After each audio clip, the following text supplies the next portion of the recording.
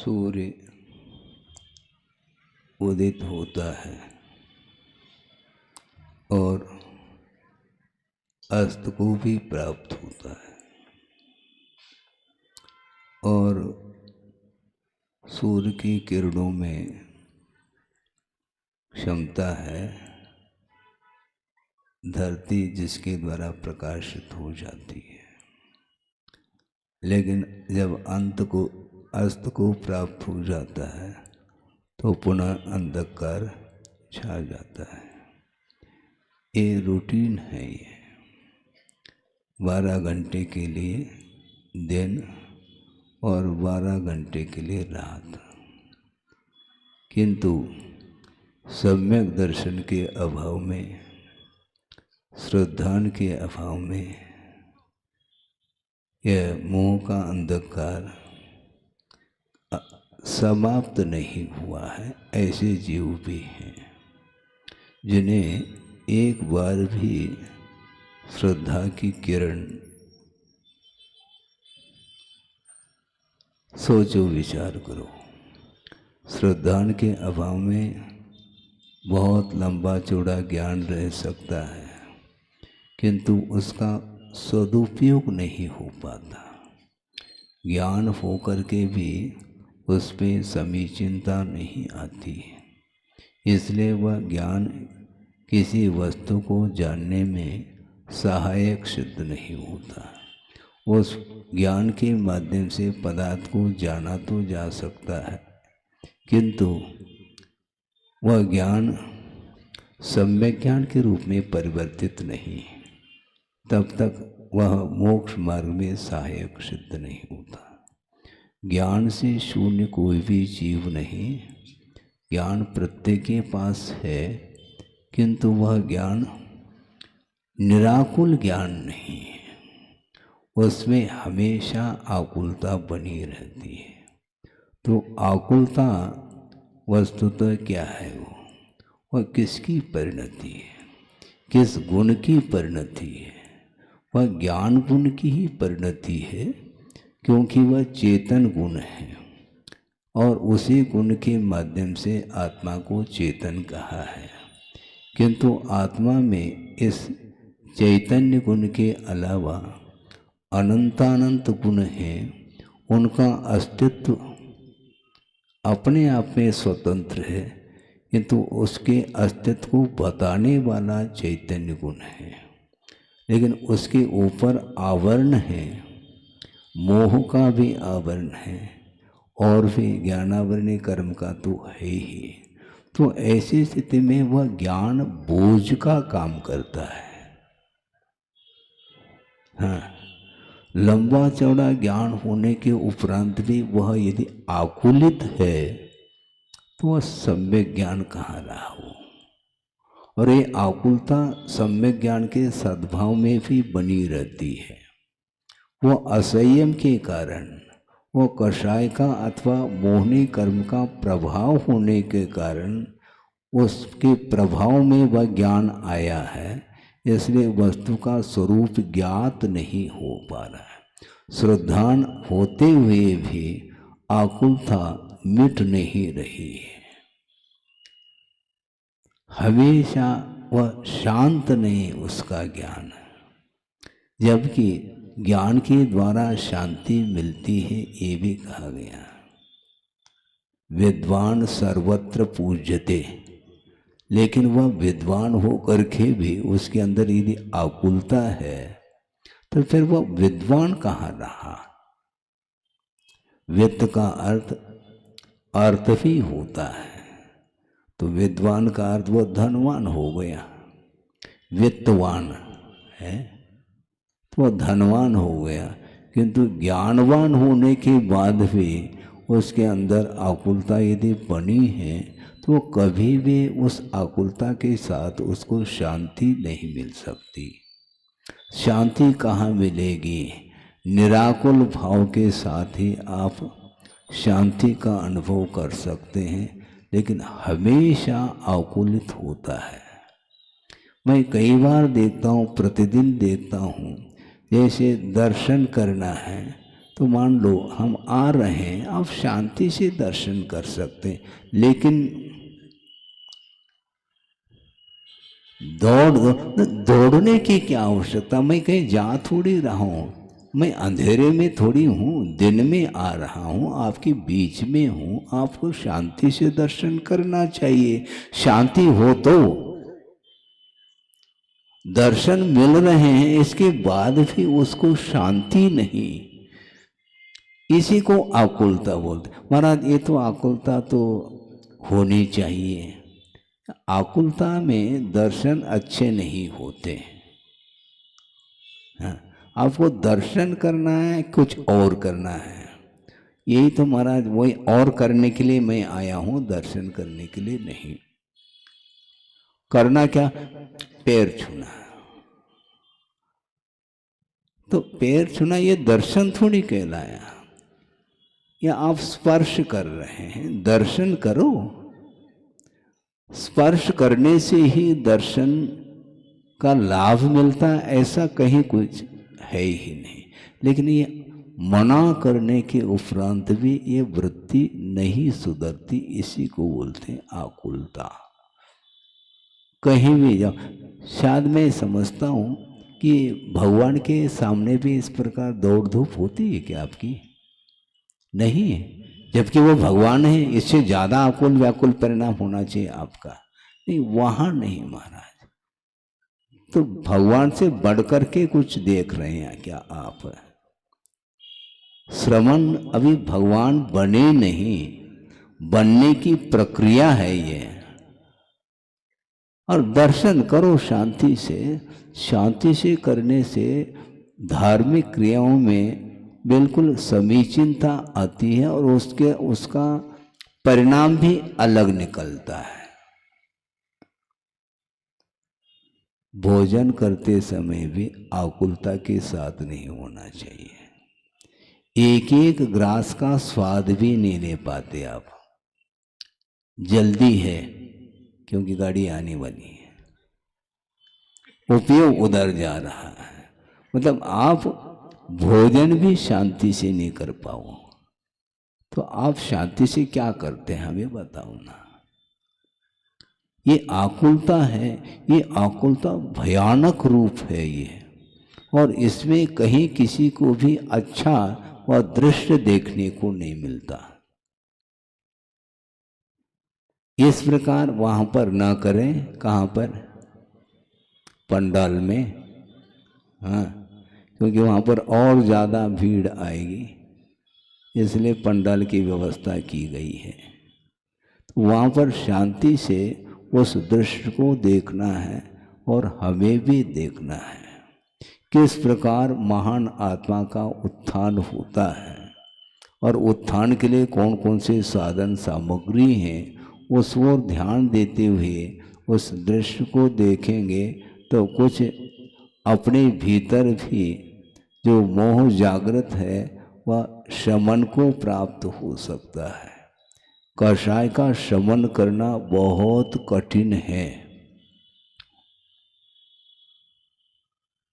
कर्म उदय को प्राप्त होते हैं और एक साथ बिफोर यदि कर्म की उदीरना होती है तो उस समय यह झेल नहीं पाता। और ये आकुलता जो है ये असाता की आकुलता है, ऐसा नहीं, साता के भी भयंकर आकुलता है। संभाल नहीं पाएंगे। सामने थाली परोस दी गई, क्या लूं? अरे क्या लूं? शांति से लूं ना, ये लूं क्या, वो लूं क्या, ये लूं। ये आकुलता क्यों है? आप स्वतंत्र हो, आपके लिए वो थाली परोस दी गई है और आवश्यकता हो तो और भी दी जाएगी। तो शांति तो रखो, हो तो शांति रखें। बहुत कठिन है। गुरुदेव ने ये कहा था, प्रसंग के अनुरूप कह रहा हूँ, 12 प्रकार के जो तप है बाह्य तप की अपेक्षा, उसमें अनशन तप को भी रखा है। अनशन का अर्थ क्या होता है? चारों प्रकार के आहार का जो त्याग होता है उसका नाम अनशन है। किंतु इस अनशन से भी कठिन तप माना जाता है ऊणोदर। जिसको अवमोदर्य भी बोलते हैं। तो ऊणोदर का अर्थ क्या है? कम लेना। महाराज हम उपवास तो कर लेंगे लेकिन कम लेना हमारे वश की बात नहीं है, बल्कि दूसरे दिन उपवास का पूरा पूरा है, क्या बोलेंगे उसको, कसर निकाल देता वो। कल उपवास किया था, आज पारना में अब दुगुन दुगुन विस्तारा, दोगुने दोगुने। उपवास करने के बाद दूसरे दिन ऊणोदर करना महाराज, हमारी ऊणोदर बहुत कठिन होता है, क्योंकि सामने सामग्री होने के उपरांत भी मन के ऊपर नियंत्रण रखना, हमें इतना ही लेना, ज्यादा नहीं। मन में भाव आ सकता है, आवे अनिवार्य नहीं, गुंजाइश है। हाँ, हमने किसी के सामने थोड़ी लिया है ऊणोदर, हाँ, हमने मन में लिया है और सामग्री अच्छी मिल रही है, पर्याप्त ले लो, दूसरे दिन कर लेंगे ऊणोदर। ऐसा भाव भी देखो, भाव आने में आप रोक नहीं पाएंगे, पक्की बात है। भाव है और भावों में अप डाउन होता ही रहता है, तो उस इच्छा को रोकने का नाम तप कहा है। और जिसने अनशन किया उसने तप नहीं किया ऐसा नहीं, किंतु तुलनात्मक दृष्टि से ऊणोदर को अनशन से भी महत्वपूर्ण माना है। कर्मों की उदीर्णा हो रही है, अनशन करने के उपरांत या तो भगवान के चरणों में अथवा कहीं एकांत में बैठ करके वह प्रभु की आराधना करने में लीन है, वहाँ पर कोई भी पंचेंद्रिय के विषय वहाँ पर उपस्थित नहीं है। और ऊणोदर करने का संकल्प लिया तो ऊणोदर करेगा कहाँ पर? एकांत में थोड़ी होना है, वहाँ पर तो वहीं जाना पड़ेगा। और वहाँ पर मन के अनुरूप पूरी पूरी वो भोजन सामग्री बिल्कुल स्वादिष्ट है। स्वाद नहीं लिया है फिर भी स्वाद का अनुभव होता है गंध के माध्यम से और वर्ण के माध्यम से भी। वो अब उसको क्या करें, यही इच्छा कर सामने उपस्थित होने के उपरांत भी मन को नियंत्रण में रखना, यह तप माना जाता है। उदाहरण दिया था गुरुदेव ने, मान लो गाय और उसके लिए आप डाल रहे हैं क्या, हरी हरी घास नहीं, घास की बात छोड़ दो, उसको खली चुनी जिसको बोलते हैं, उसको अच्छे एक पात्र में भिगो करके और उसमें जो कुछ भी और डालना, नमक आदि, और उसको रख दिया। मान लो रखने के उपरांत आपको उसको वापस यदि लेना चाहो तो सींग दिखाएगी। वो पहले सींग नहीं दिखा रही थी क्योंकि कुछ था नहीं, और सामने आने के उपरांत आप उसको ले नहीं पाओगे, जबकि आपने ही परोसा है उसके लिए, लेकिन वह जा नहीं सकता समीप। इसको बोलते उदीर्णा। तो आचार्य कहते हैं उदीर्णा होने के उपरांत भी संयत भाव के साथ उसको ग्रहण करता है, वह तप माना जाता है। और इससे भी रस परित्याग होता है। रस परित्याग में क्या करना, हमारा कुछ नहीं करना, नीरस लेना है। अब नीरस लेना और भरपेट लेना, भारी समस्या खड़ी हो गई।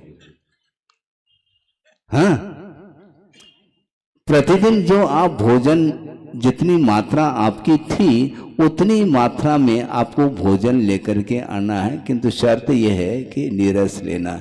तो फिर उसमें नहीं भा रहा है, हाँ, भात भी नहीं भा रहा है, क्योंकि उसमें कुछ है ही नहीं, उबली सब्जी है और दाल, उद दाल ही है,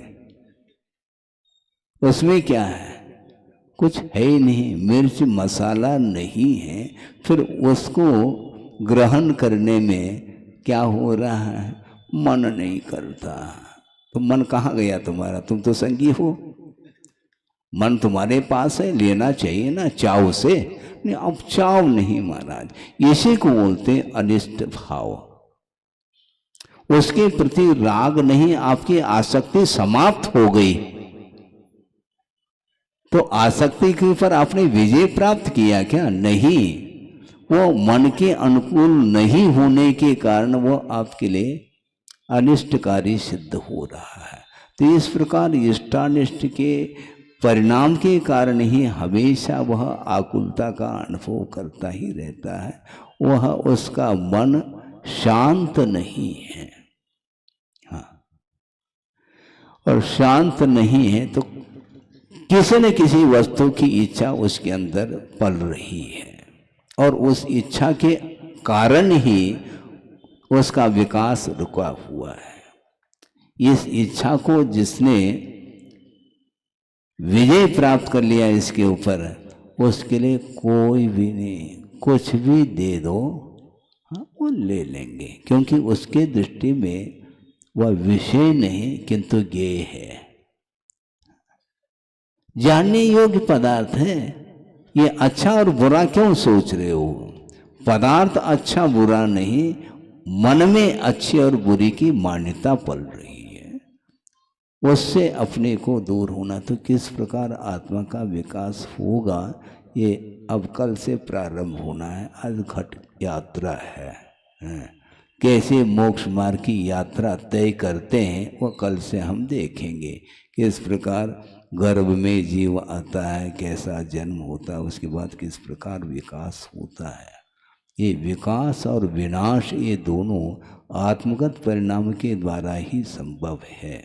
तो स्वयं जीव स्वतंत्र होकर के भी, मतलब स्वभाव की दृष्टि से स्वतंत्र होकर के भी कर्म के अधीन होने के कारण वह किस प्रकार परतंत्रता का अनुभव कर रहा है। आपको स्वतंत्रता अच्छी लगती कि परतंत्रता? स्वतंत्रता। तो जो स्वतंत्र होना चाहता है उसको बंधन इष्ट नहीं। हाँ, बंधन इष्ट नहीं। बहुत अच्छा उदाहरण दिया था गुरुदेव ने प्रवचन के दौरान। हमें नए हमारे लिए कोई उदाहरण, हमें आवश्यकता नहीं पड़ती। उन्होंने सब कुछ दिया है, उसी को दोहराते रहते हैं। हमें ज़्यादा श्रवण करने की आवश्यकता नहीं पड़ती। एक तोता है, और वह उसके लिए खाद्य वस्तु क्या, काजू किशमिश बादाम अखरोट रखा है, किंतु पिंजड़े में बंद है, वो खाना नहीं चाहता। इस प्रतीक्षा में है कि पिंजड़ा खुले और कब मैं आसमान में उड़ जाऊं, क्योंकि उसको स्वतंत्रता अच्छी लग रही है, बंधन नहीं। और बंधन में रह करके अच्छे अच्छे खाद्य वस्तुओं को खाने की अपेक्षा से मुझे 2-4 दाने भी मिल जाए तो हमें बर्दाश्त है, किंतु मैं आसमान में उड़ूंगा।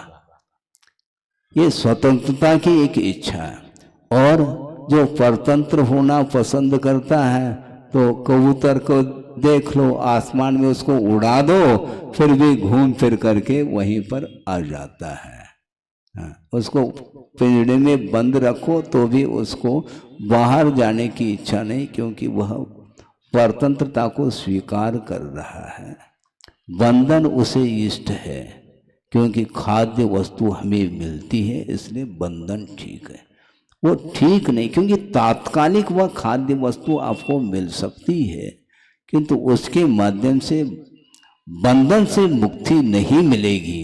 इसी प्रकार कर्मजन्य जो सुख है, कर्मायत्त जो सुख है, इंद्रिय जन्य जो सुख है, सामग्री है, वह एक तात्कालिक आपको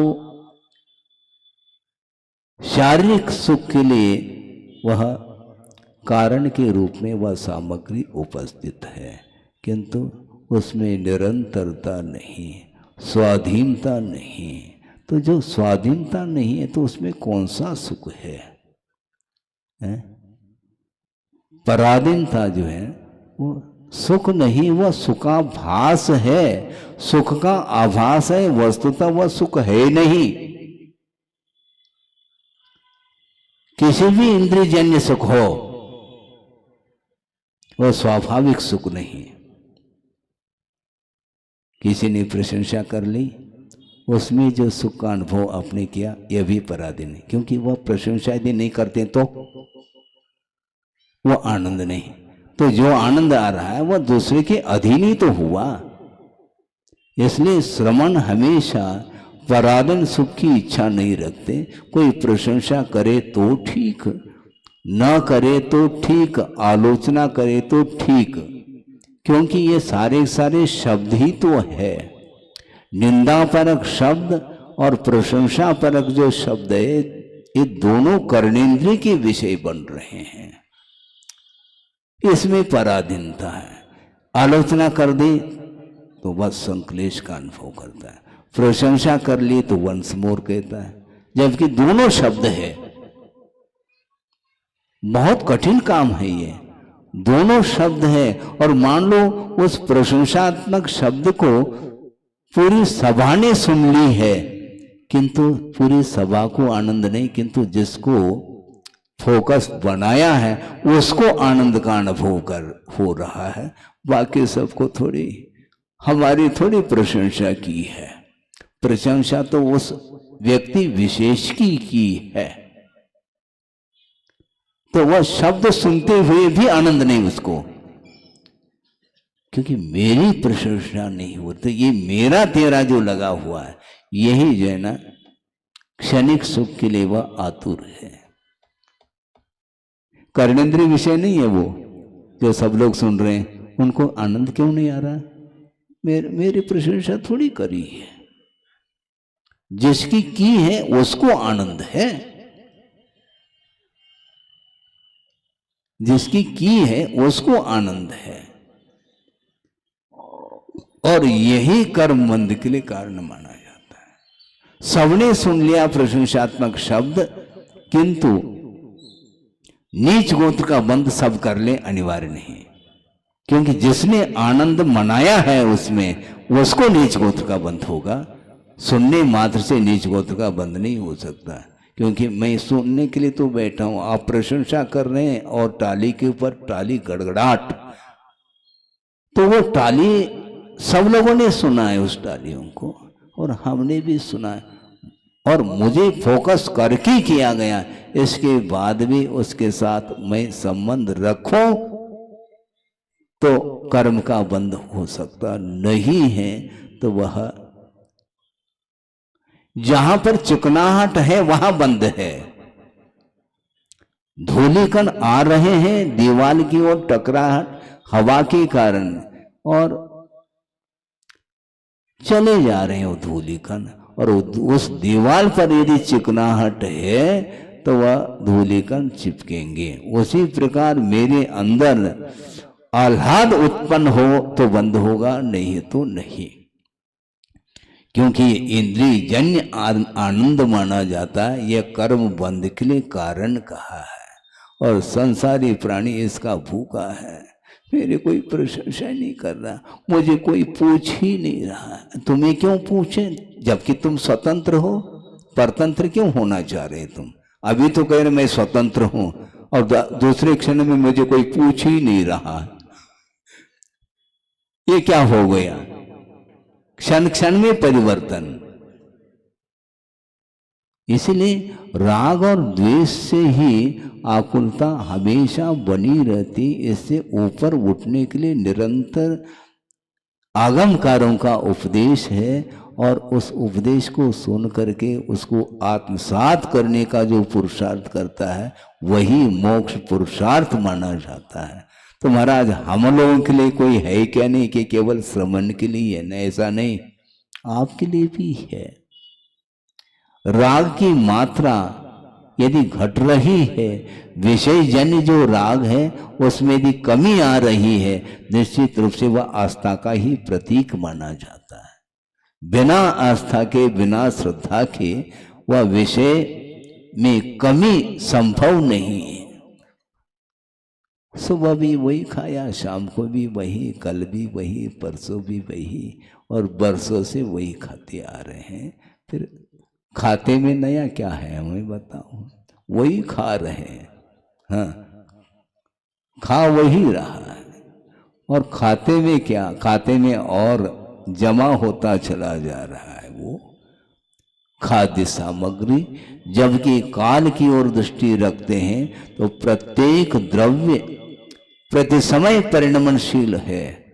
इसलिए कुंद कुंद देव कहते हैं ये भोक्ता और भोग ये दोनों प्रति समय मिट रहे हैं। तो ऐसी स्थिति में मैं किसकी आकांक्षा करूं? इच्छा करने वाला भी मिट रहा है और जिसकी इच्छा की जा रही है वह वस्तु भी मिटती चली जा रही है। तो हम क्यों प्रतीक्षा करें, हम क्यों इच्छा करें पर वस्तु की? नहीं करना चाहिए, ये कहा जा सकता है, किंतु इसको सुन करके जो आत्मसात करता है उसके लिए जगत शून्य है बंधु, ये ध्यान रखो। वह जगत को देख सकता है, देख रहा है, किंतु जगत से कोई भी प्रयोजन नहीं उसको, क्योंकि जगत में सारे कर्म के अधीन हो करके जी रहे हैं और मुझे कर्मातीत सुख को प्राप्त करना है। इस लक्ष्य को जिसने बनाया तो वह देखता हुआ भी नहीं देख रहा है और वह खाता हुआ भी नहीं खा रहा है। ब्रुवन्नपि नहीं ब्रूते, गच्छन्नपि न गच्छति, स्थिरीकृतात्म तत्वस्तु पश्यन्नपि न पश्यति। जिसका आत्म तत्व स्थिर हो चुका है वह बोलता हुआ भी नहीं बोल रहा। बोलने की इच्छा ही नहीं है उसकी, और किसी की बोलने की इच्छा है, उसका मन स्थिर नहीं। एक क्लियर कट है। हाँ, ब्रुवन भी नहीं, वो बोलता हुआ भी नहीं बोल रहा है, क्योंकि बोलना पड़ रहा है। निवेदन आपने किया है, बिना निवेदन के हम आते नहीं। निवेदन आपने एक साथ कर लिया मान लो, तो निवेदन प्रतिदिन करने की भी आवश्यकता नहीं, कर ही लिया आपने घोषणा ही कर दी कि प्रतिदिन 8:30 बजे प्रवचन में उपस्थित होने की कृपा करे। हमने एक साथ आपने कह दिया, तो प्रतिदिन निवेदन की क्या आवश्यकता है? आपने निवेदन आपने किया, इसलिए मुझे बोलना पड़ रहा है। बोलने की कोई इच्छा नहीं है, क्योंकि बोलने में कौन सा सुख मिल रहा है हमें? श्रोता को आनंद आता है, वक्ता को क्या आनंद आएगा? सही वक्ता हो तो उसको वक्ता को आनंद नहीं आता बोलने में, और जिसको बोलने में आनंद आ रहा है फिर वह वक्ता नहीं, वो वक्ता नहीं है। इसमें क्या दिक्कत है? क्योंकि जिसको वस्तु का परिज्ञान हो चुका है उसको कौन सा आनंद आने वाला है?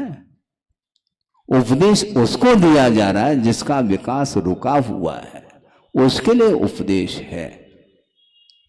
शिक्षण प्रशिक्षण उसके लिए है जिसका विकास हो, जिसका हित, जो हित पर चल रहा है उसके लिए प्रतिपल उपदेश मिल रहा है गुरुओं के द्वारा और आगम के द्वारा। इसलिए हमें अब उपदेश की आवश्यकता नहीं, न आदेश की आवश्यकता, क्योंकि आदेश मिल चुका है।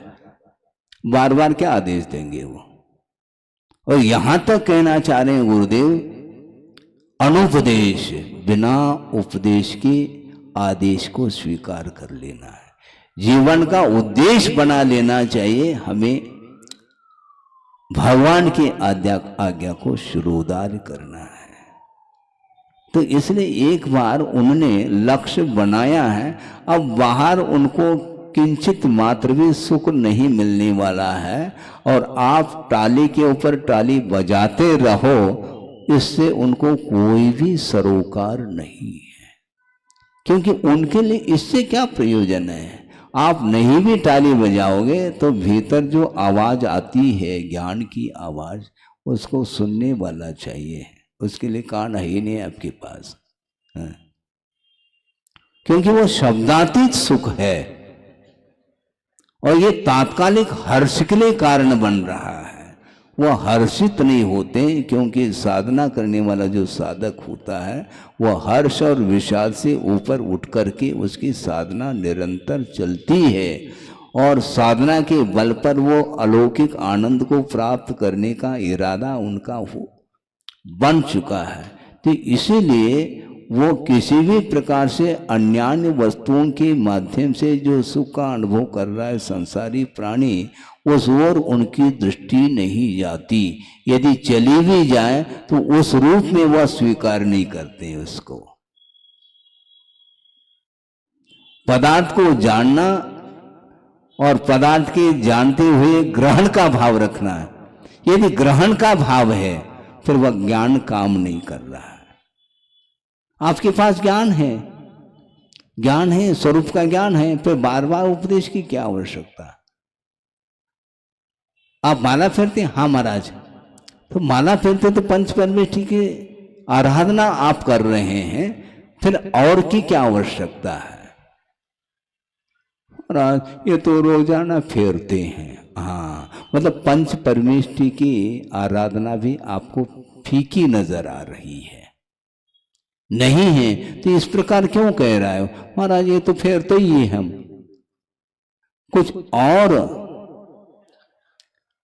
और कोई भी मंत्र, अरे महामंत्र है महाराज, महामंत्र नहीं, क्योंकि रोजाना फेरने से वह आदत में वह मंत्र आ चुका है, इसलिए उसका प्रभाव नहीं पड़ रहा। और जिस व्यक्ति को पंच परमेष्ठी का प्रभाव नहीं, उसके लिए अतिरिक्त प्रभाव कहां से लाएंगे हम, और किसकी आराधना। जबकि आप ही कह रहे हैं 4 ही मंगल, 4 ही उत्तम और 4 ही शरण है, तो दूसरे मंत्र की क्यों बात करते हो। तो इसके उपरांत भी यदि मान लो किसी का मन नहीं लगता है तो ठीक है भैया, बड़े बाबा का जाप करो। हाँ ये तो बात कही आपने, अच्छा बड़े छोटे की परिकल्पना फिर हो गई।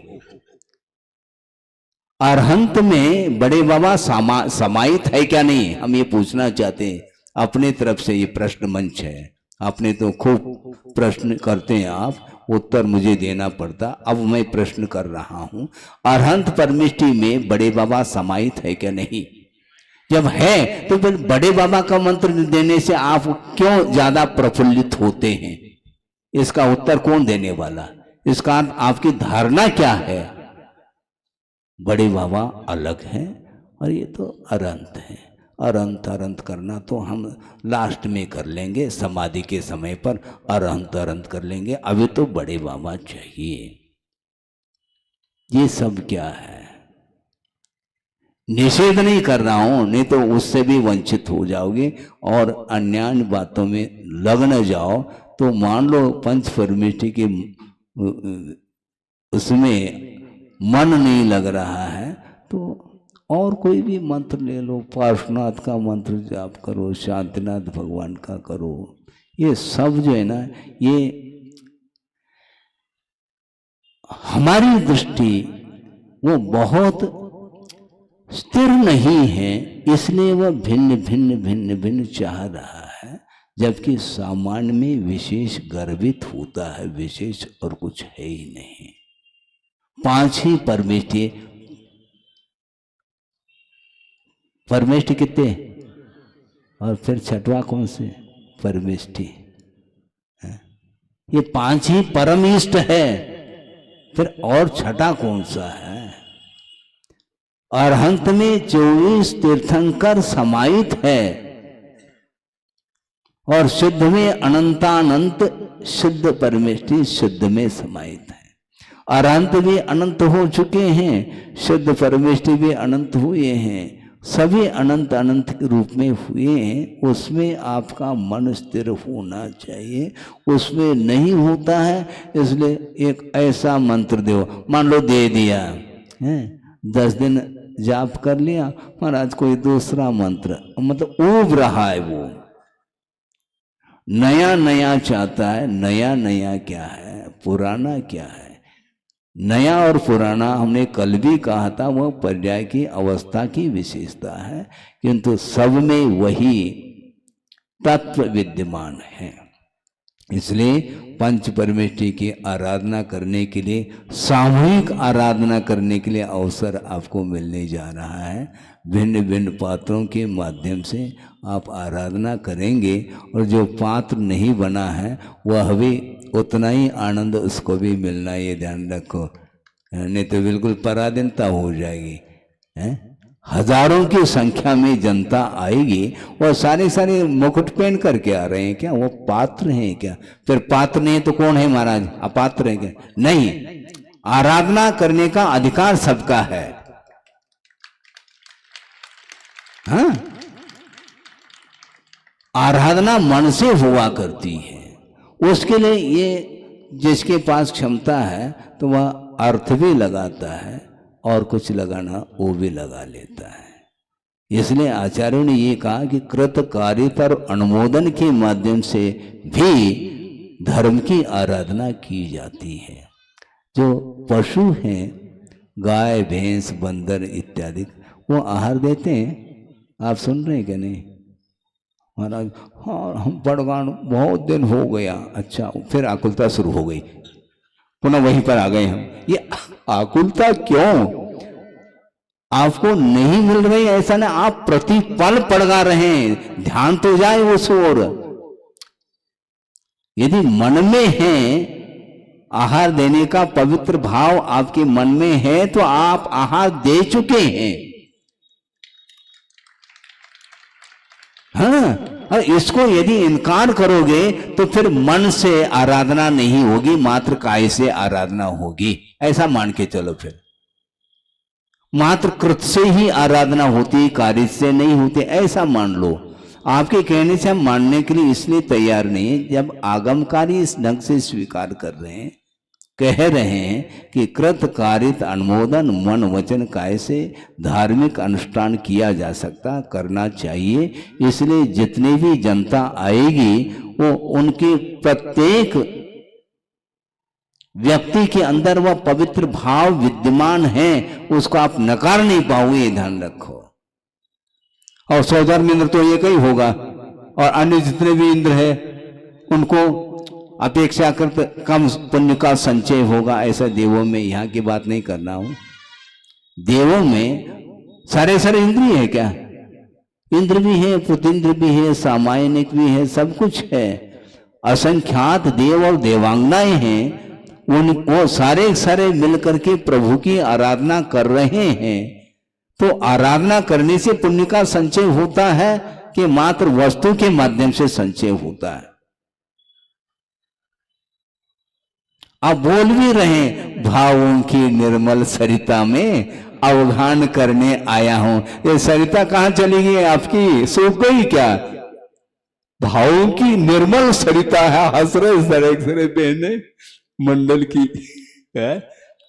आप लोग प्रतिदिन बोल रहे हैं भावों की निर्मल सरिता में अवगाहन करने आया हूं, आना जाना मिट जाए मेरा, बंद काटने आया। तो भावों में जब तक निर्मलता नहीं आएगी तब तक वह बंद कट नहीं सकता। बंधन को काटना चाहो, भावों की निर्मल सरिता चाहिए। इसलिए प्रत्येक व्यक्ति के पास वही शक्ति विद्यमान है, चाहे वह सामान्य है या विशेष। ये केवल एक व्यवस्था है या बाहरी वैभव की बात हो गई, किंतु जो भीतरी आत्म वैभव है उसको प्राप्त करने की ओर जिसकी दृष्टि जाती है वह बहुत जल्दी पहुंच सकता है। हाँ, बहुत जल्दी पहुंच सकता है। इसलिए कह रहा हूं क्योंकि इंद्र के जीवन में जो शची हैं वह 40 नील मुक्त हो चुकी होती हैं, तब उनका नंबर आता है। अब थोड़ा आनंद आने लगा क्योंकि शची की बात कही। वह शची जो बनी है उसके अंदर शुचिता थी, इसलिए शची बनी। प्रत्येक उस पद को प्राप्त नहीं करता। हालांकि वह देवी बनी है, ये बात नहीं, इंद्राणी है वो, लेकिन वह भी एक भवावतारी है।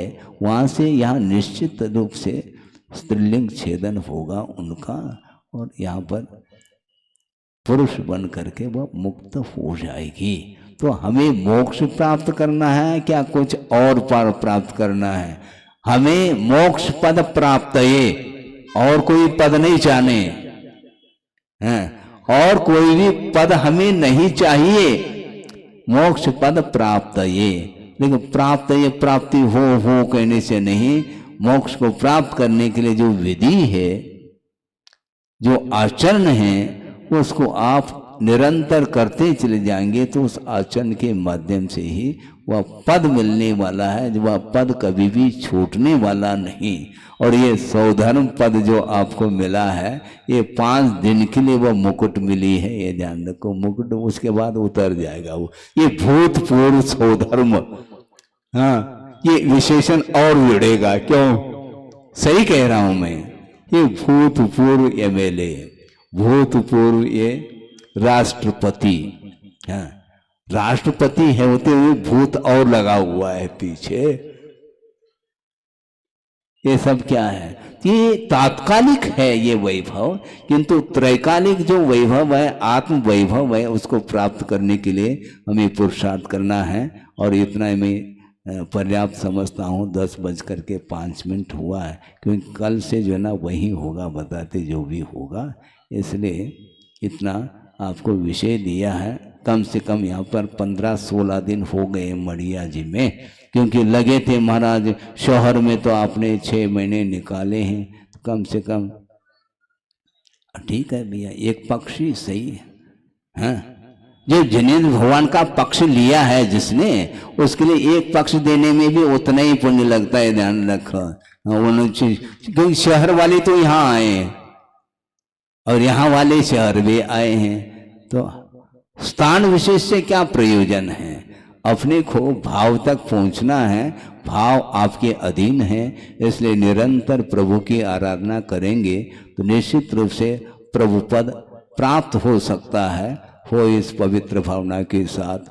अहिंसा परमो धर्म की जय। बोधि समाधि परिणाम शुद्धि स्वात्मोपलब्धि शिव शोक सिद्धि। चिंतामणिम चिंतित वस्तुदाने त्वामंद मानस्य ममास्तुति। परम पूजाचार्य गुरुवर श्री विद्यासागर जी महाराज की जय।